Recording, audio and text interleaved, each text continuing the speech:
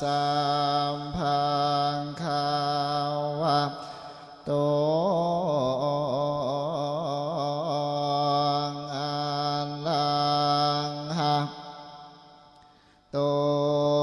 สัมมาสัมพุทธัสสะนะโมตัสสะภะคะวะโต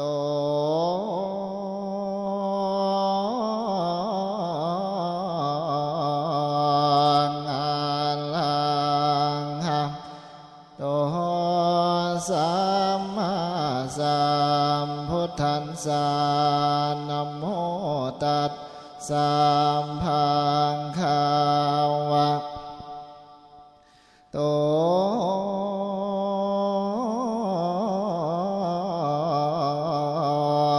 อะระหะโตสัมมา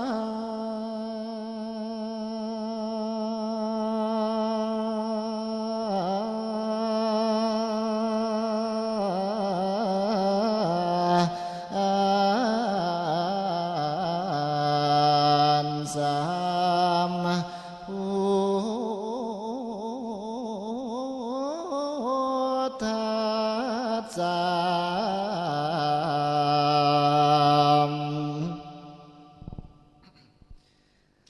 ข้ออยากฝืดบัดนี้ข้าขอนอบน้อมไว้หาไทยเส้นบันเจียบสบายดีสำนามีโมพระสงฆ์ทุกองค์ทานจะเลื่อนพรขยุมเจ้าศรัทธาผู้มาห่วมรวมทั้งญาติพี่น้องศรัทธาทานผู้ห่วมฟังในมือเนียมแสนดีใจเปี่ยมล้นน้ำทานที่มาฟังรวมกันมาฟังธรรมได้ร่วมกันนอวันนี้ย้อนบุญมีจังได้มาเห็นหน้าโยมศรัทธาแม่และพ่อบุญข้าไหลกาดอนศรัทธาทานได้ร่วมบุญพวกพ่อตาแม่สอนศรัทธาทานเจ้าทั้งหลายไม่อยากฟังคำก่อนแก่อยากนอนตอนนี้มันเต็มที่ต้นขามอาตมานักเทศไม่เสียงบ่ใส่บ่จานละอาเจ้าผู้นั่งฟังแต่กะเขียนบ่ได้เพิ่นได้กล่าวนิมนต์มาเสริมศรัทธาของโยมเจ้าภาพทานวันนี้มีปัญญาสำหังแค่ยาเวนิทาบ่มวนโอดสาฟังให้จวนควันบ่ทวนแล้วจังเว้ารับหลังขาบ่ว่าหยังดอกเด้อโยมนี่ล่ะแม่อาตมาผู้เริ่มต้นนักเทศไม่บ่ทันดังกะพอฟังอยู่น้อโยมและเสียงในวันนี้เสียงบ่ดีอภัยทอนเสียงบ่หวานอภัยก่อนเสียงบ่นวนบ่เบาอดฟังไว้คันใส่หูทุกท่านคงสิ่งอยากหูอยากฟังและสนาเสียงผ่านพระเลียงคำก่อนในมัวโยมฟังไว้เพิ่นนักว่า สู่สั่งฟังก่อนทานทุกทานเจ้าทั้งหลายฟังบรรยายคำสอนพุทธะโคแต่เดิมเข้าบ่ว่าโยมคนเฒ่าหรือว่าโยมวัยหนุ่มกลุ่มใดก็ให้น้อมฟังไว้สิก่อผ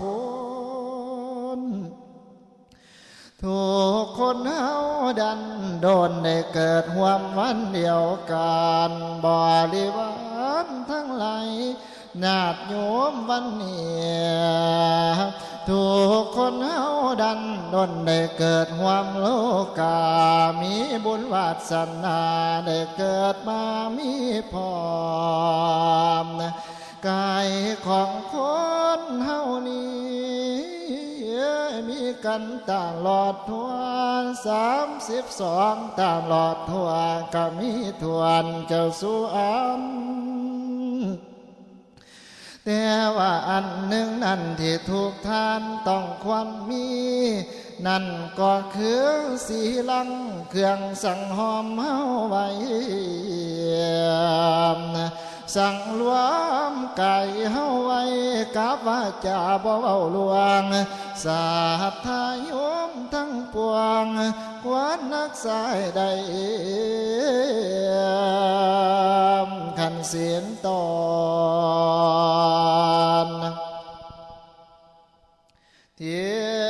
เพิ่นสอนนั่นละนามศรัทธาโย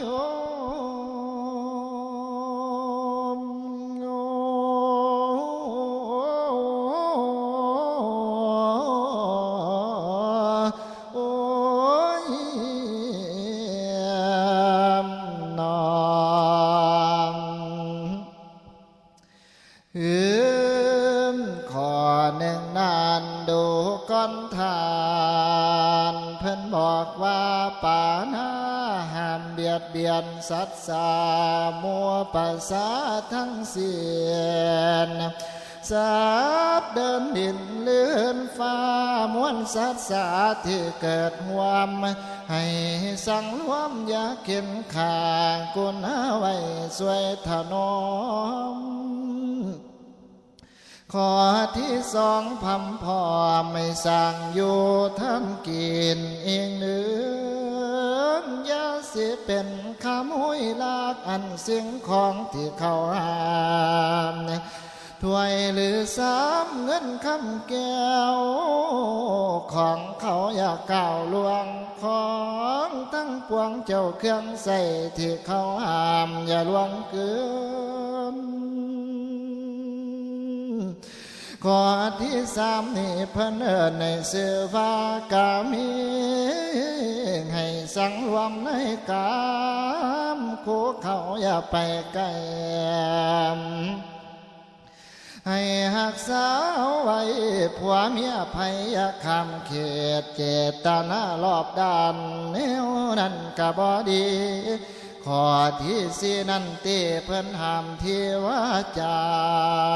มภาษาพระเอิญมุสาเว้าขีดตัวล่วงล้อเว้าสอพ่อขีสอสำแดงตนเว้าใหญ่เว้ากอบโกยวังเพื่อใดเห็นแล้วนาละ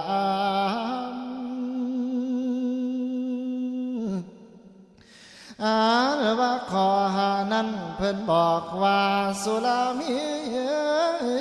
ของผ้าเพียมึนเมาอันฟินสายาเหล่าของมึนเมา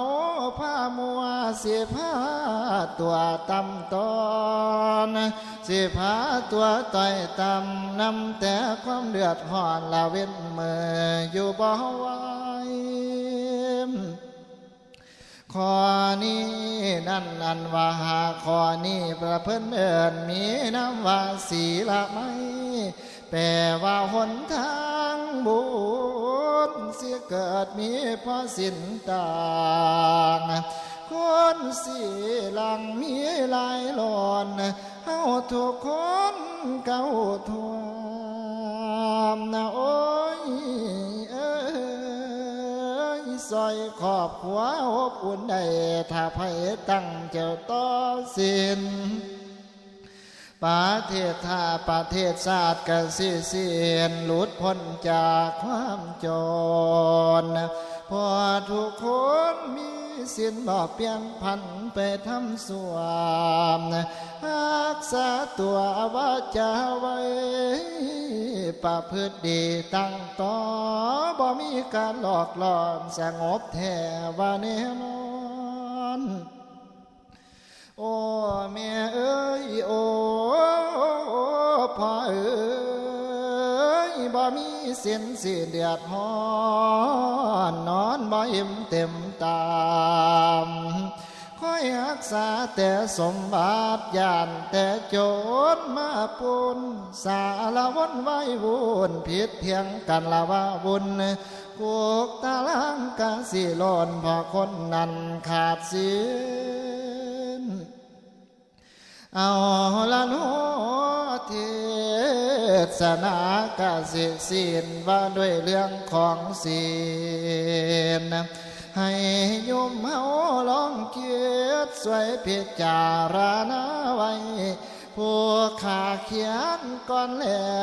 พร้อมเผยเสียงออกเทศแลก็วิเศษเด้อโยมเมียสารพุทธเทศน้อยอยู่นี่